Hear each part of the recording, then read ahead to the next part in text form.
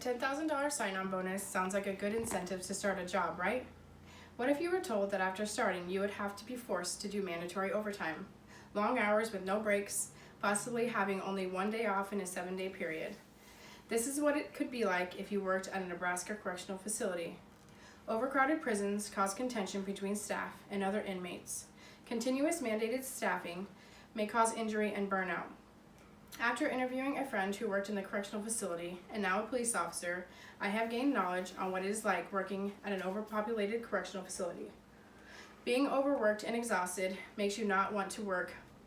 Working in an unsafe ratio to inmate staffing issues can cause inmate staffing issues can ultimately lead to serious injury or death. Overcrowding prison raises fear of inmate to inmate or staff to inmate tension.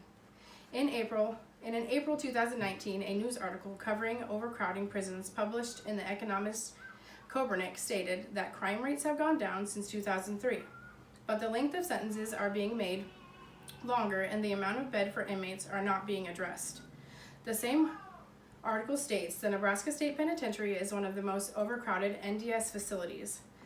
Correcting the time an inmate is sentenced can lower the population of inmates and in turn will allow for correct staffing rates. I'd like to share 3 ways that will benefit the public when it comes to being sentenced to jail. I'll begin with the topic of making a justice system fair on sentencing, then discuss overcrowding prison systems. Finally, I'll share safety of employees who are overworked due to mandatory overtime. To learn a little bit more on sentencing changes, I'll start with the justice system. Sentencing has changed over the years, and crime sentences are being extended. In the prison population, or in the news article on the Economics website in April 2019, it states the data shows that in 2003, 11% to 20.2% in 2019.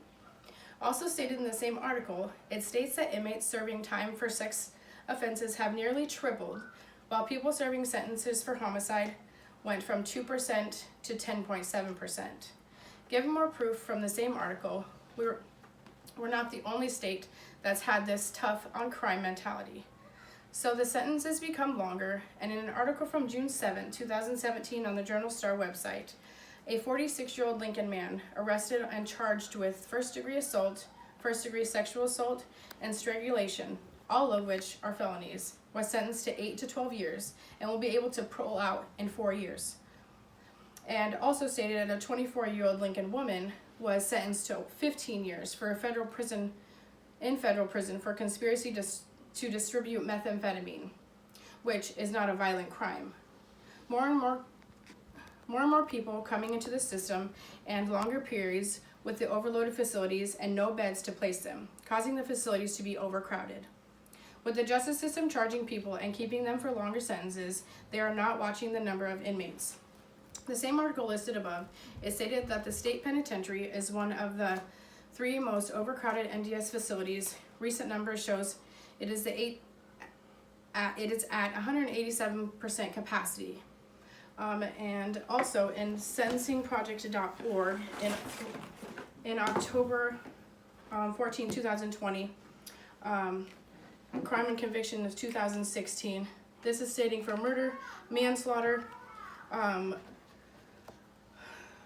what's the LWP?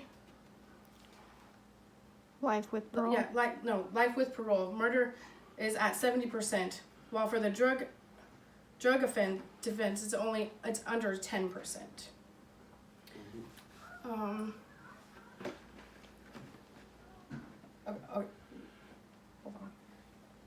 Oh, I have briefly talked on the justice system and its issues on higher sentencing. I will talk with you about overcrowded prison systems.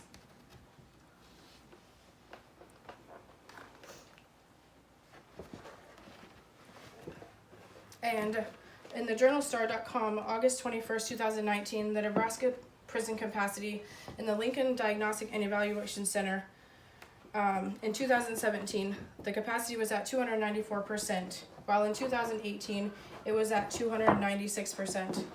And this is actually stated when there was an additional 100 beds added.